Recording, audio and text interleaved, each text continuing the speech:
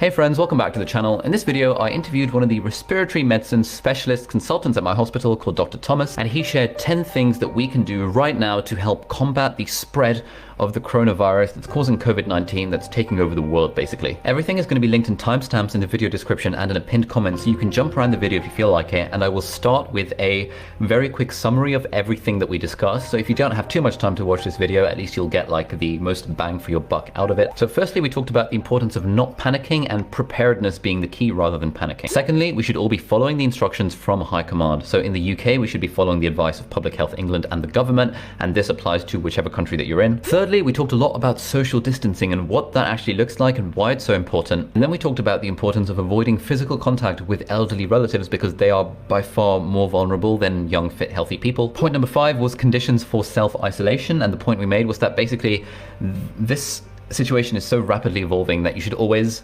consult the guidance from above whenever you're watching this video. But at the moment, the advice is that if you're symptomatic, then you should quarantine, self-isolate yourself for 14 days, because that's how long, based on the research, we think the disease is infectious for. Point number 6 is really important to keep up your physical health, mental health and everything, exercising during the pandemic, just not doing it in crowds or with other people. Point number 7 is the importance of washing our hands, especially when we're coming into and out of the house, when we've just been to work, when we're coming back home from work, after we've handled anything that has contact with the outside world. Point number 8, please stop smoking. It's really, really important. Point number 9, avoid comparing what's happening in your own country, in our country, in the UK, wherever you're watching this, with what's happening in other countries. The system, the epidemiology, the sort of healthcare resources in different countries are markedly different. And so the advice from country to country is going to differ. Yeah, sure, maybe everyone in Hong Kong is wearing face masks, but the advice for us in the UK is to not wear face masks, for example. And point number 10, we addressed this classic issue of kind of young people not taking this seriously and thinking, well, I'm young and I'm fit and healthy and I don't care if I get it, I'm going to be asymptomatic. But it's not about you if you're young. I'm pretty fit and healthy, but I'm still social distancing, I'm still isolating myself because it's not about me, it's about the wider population, and I do not want to be responsible for people's death because I've passed the virus on to someone else who's more susceptible to it. So that was a quick summary of the things that we talked about, and now for the rest of the video, it'll be Dr. Thomas sharing his professional expert level advice as a respiratory medicine consultant, as a specialist, about what we can be doing, the 10 things we could be doing to help reduce the spread of the pandemic and basically how to respond well to it. Here we go. Panic is one of the things that we shouldn't do because it doesn't help anybody. There's panic that spreads more widely than the virus, which can be very, very harmful. So it's important that we try and sort of wind that down and sort of ramp up our preparedness in the right sort of way. Okay, so prepared, not panicking. Prepared, not panicking, definitely. We're fighting a war, but we're doing it sensibly. We need each one of you to be able to get this right. You have to keep up because the instructions change on a day-to-day basis because of this process of trying to contain the virus. So if you were to think about that analogy of war, if we don't follow instructions from high command, who have a lot more information than we do, things can go completely wrong. To make it simple, the Department of Health tells you exactly what you should do as a member of public at any given time. Follow those instructions. Where we are right now, today is the 21st of March. What would you say are the most important things that we as the general public should be doing? Social distancing is really important. Driving through Cambridge, the number of cars that were coming into town, that worries me. The fact that people are not listening to the suggestion that we should sort of be winding down on social activity. The reason I'm saying that is because the virus spreads from one individual to another. If you are in close contact of less than a meter, you're more likely to get the virus spread to your cells. If we slow the spread of the virus down, what that then allows us to do is to be able to deal with the people who are really sick in a paced manner. So if we all get the virus quickly together, the number of people who die goes up. You're actually saving lives by following the simple instruction of social isolation and distancing.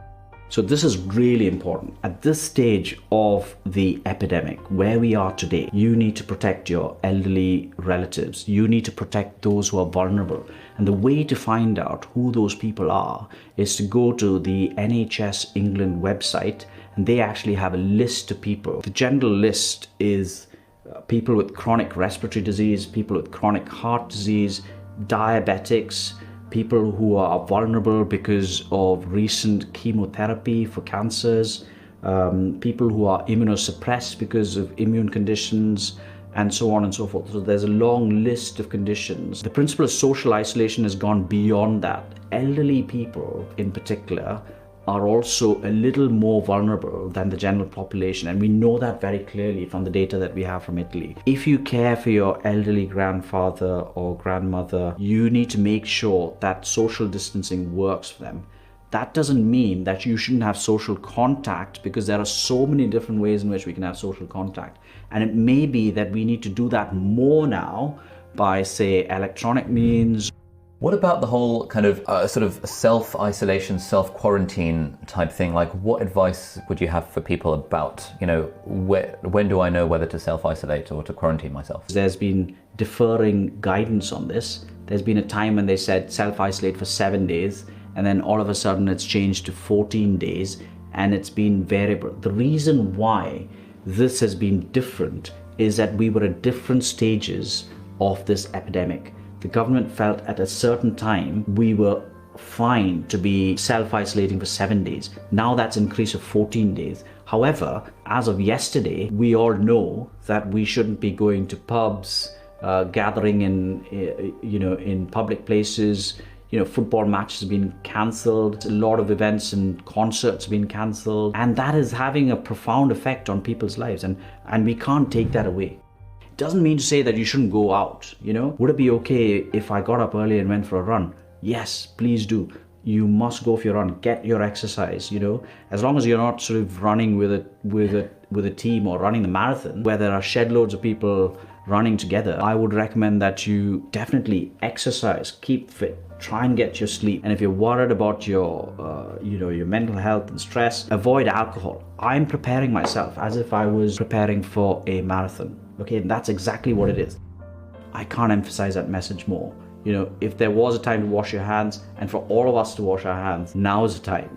So wash your hands when you come back home, before you eat your food, after you've eaten your food, before you leave your house. And there are simple things like when you open doors, if you've touched a door handle, remember the door handle could have areas of, it could potentially have had a virus on it, and that could spread to someone else and possibly to yourself as well. So all of these simple measures continue throughout the whole epidemic and should continue for the rest of our lives, ideally.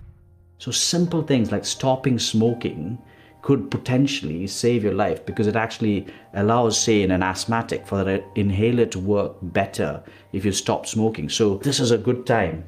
As a chest physician, I have to get that in. And if you need help with stopping smoking, there are a lot of websites. There are national websites, there are local websites that you can go to try and address that. The effects of stopping smoking are almost felt immediately, within minutes to hours to days. And then the benefits just keep accumulating as the time goes by if you've stayed off the cigarettes. So certainly you're more vulnerable to getting a viral infection if you're a current smoker than if you've stopped smoking. So if I were to say to you that in 2 weeks' time there's going to be this high likelihood that you might get this viral infection, you should certainly stay off your cigarettes. I'd also encourage you to try not to compare healthcare organizations across the world. We can't help doing that. However, it's really important that we don't do that, because what is right for America under the current circumstances is different to what is right for us in Britain, for our health service. What is right for Italy is different to what is right for South Korea and Japan and so on. The kind of epidemiological interventions that you would do would depend on your healthcare system, the nation, the population of the country. For instance, India has a population of over 1 billion. 50% of their population is less than 28 years old. So if you start comparing mortality figures of Italy, which has a high population of elderly people, who are more vulnerable to this particular virus, and say death rates that we're seeing coming out, which is very serious, it can be frightening. And you might think that actually India is getting it right, but Italy is getting it wrong, and that's the wrong thing to do. What would you say as a respiratory physician to those people, that minority of people that says, I'm young, I'm fit, I don't care if I get the disease, it's only the old people that we have to worry about, but I'll be fine, and therefore I'm going to go about my life as if nothing's going on. What would you say to those sorts of people? As a young person, you have a social responsibility, and we have a social responsibility for our loved ones who are vulnerable. So you will have a grandfather or a grandmother, or you will have a brother or a sister. Think of what you can do for that grandfather or grandmother by doing things such as social isolation. What you're doing with social isolation is preventing that curve going exponentially up. You're flattening the curve. So that's the first thing that you can do as a young person. The second thing that I would say to a young person is, it is not only the elderly, the vulnerable who are affected. Why is it that there are some 30-year-olds who are coming into intensive care units with COVID-19? So if you think about our lives, we go about our lives and we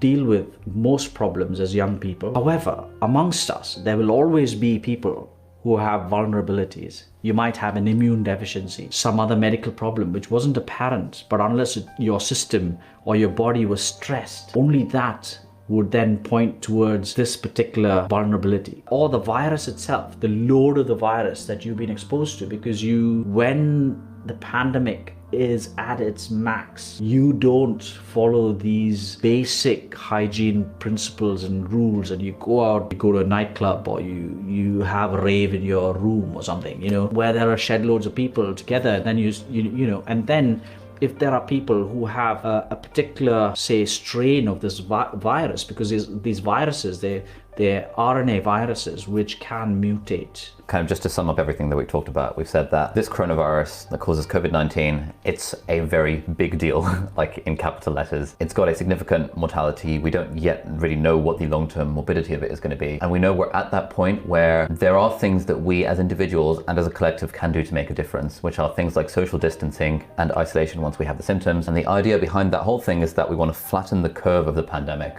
such that we don't overburden our healthcare system. Because if that were to happen and we literally run out of intensive care and ventilators, at that point we start having to make decisions about who lives and who dies, and that is not a place we want to get to. But we hope that by social distancing, by isolation, by washing our hands, by doing all these measures that are being recommended from central command, from the top by Public Health England, we kind of flatten the curve, we spread the course of the pandemic out over time. And if we do that, yes, it might last months, it might even last years, but the longer it lasts, the more our healthcare system will have the capacity to deal with it, and the more time we give our researchers and our colleagues working on cures, working on vaccines, we give them the time to find something that works. And in the meantime, doctors in other areas are being redeployed to the front lines to try and essentially buy this group of people time. So it seems like a really collective group effort that we're all doing. Absolutely. Yeah. So as Boris Johnson would say, at the end of his speech, don't forget to wash your hands, wash your hands. Excellent. All right. Well, thank you very much. Okay, brilliant. Thanks. Fun. All right, so that was the 10 tips, the things that we can do right now to help prevent the spread of coronavirus, to help manage the pandemic, to help flatten the curve so that our health system is not overwhelmed. I want to say a big thank you to Dr. Thomas for taking the time to record this video and sharing his expert advice with us. And yeah, I guess all that's left to say is stay safe, stay healthy, stay happy, as Dr. Mike would say. I should probably steal that slogan. Thanks for watching, and we'll see you in the next video.